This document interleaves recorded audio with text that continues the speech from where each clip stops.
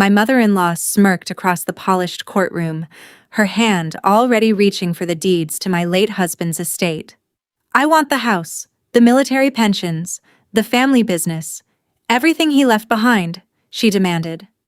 My attorney frantically squeezed my shoulder, begging me to object, to fight, to stand up for myself. Instead, I calmly shook my head, looked the judge in the eye, and said, "Let her have it all. I'll sign right now." The entire courtroom gasped. My own lawyer looked at me as if I'd completely lost my mind. My mother-in-law grinned like a vulture that had finally caught its prey. But her smile vanished instantly when the judge closed the paperwork, turned deadpan to her attorney, and asked a single, chilling question. Before we find out what the judge said, follow my story until the end and comment the city you're watching from so I can see how far my story has reached.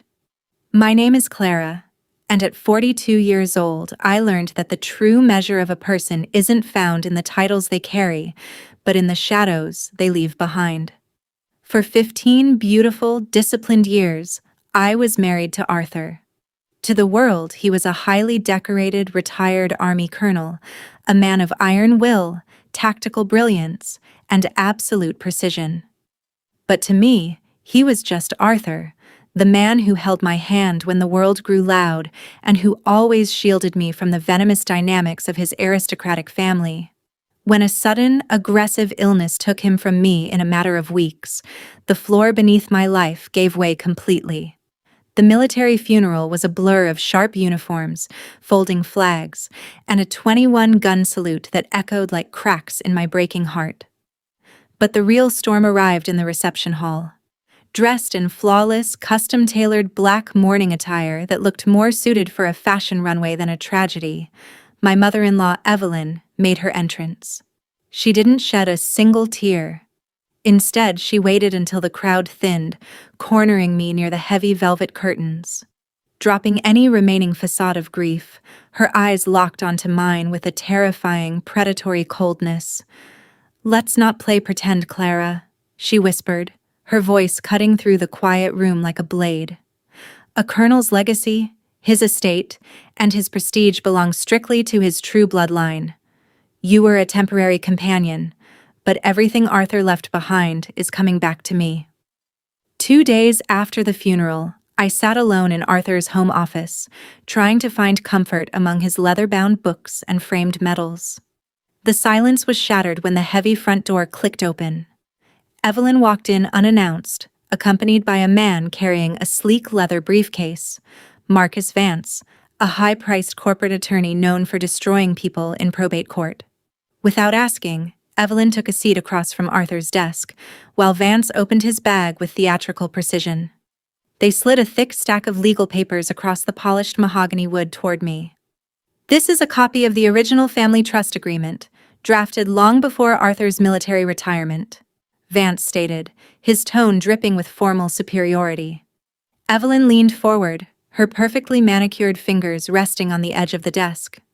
"To put it simply, Clara, the colonial house, the family logistics business shares, and even Arthur's military survivor benefits legally revert back to me as the head of the family trust. You are an outsider who married into our status, but you do not belong in our bloodline." I looked down at the documents as Vance delivered the final blow, a strict 14-day eviction notice demanding I vacate the premises. My heart hammered against my ribs, and a wave of nausea hit me. But as I stared at the bold, sweeping legal paragraphs, I forced myself to stay completely silent. My eyes caught a very specific, overlooked phrase in the liability clause of the old trust agreement. A quiet, dangerous realization sparked in my mind. When the door finally clicked shut behind them, leaving me alone in the suffocating silence of the office, I didn't cry. Instead, I stood up and walked over to the corner of the room where Arthur's heavy, olive-drab military footlocker sat. My husband had been a master of tactical operations. He never entered a conflict without studying the terrain, and he certainly never left his flank unprotected. Kneeling on the hardwood floor, I entered the complex security combination he had made me memorize years ago. Inside, resting on top of his folded dress uniform, was a secure digital storage device and a leather-bound field journal. Opening the journal, my eyes filled with tears as I recognized his sharp, disciplined handwriting. Clara, if you are reading this, my mother has already deployed her lawyers. She thinks in straight lines, but I have built a fortress around you. I accessed the encrypted data on Arthur's laptop, and as the information loaded, the true scale of my husband's counter-strategy took my breath away. The records revealed two massive secrets. First, the prestigious logistics business Evelyn was so desperate to seize was a hollow shell. Arthur had uncovered that it was actually drowning under millions of dollars in hidden toxic debt and unrecorded tax liabilities that Evelyn had blindly co-signed as the trust's matriarch years ago. Second, the data contained Arthur's true, legally binding final will. It had been drafted and certified by an independent military judge advocate general officer just 3 weeks before his passing, completely superseding the family trust. I stared at the screen, a cold smile replacing my grief. Evelyn wanted a war, but Arthur had already handed me the victory. The next morning, I sat across from my own trusted attorney, David, in his quiet office. As he reviewed the encrypted information and the certified military will, his eyes widened in absolute shock.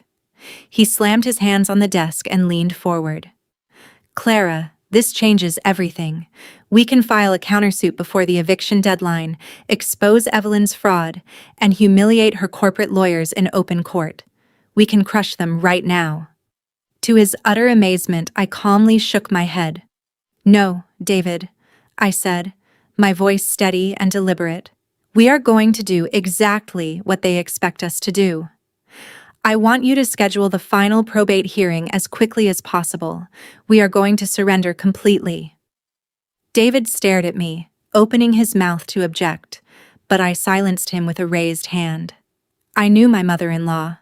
Evelyn's arrogance was her greatest weakness, and she was entirely blinded by her desperate need to look victorious to her elite social circle.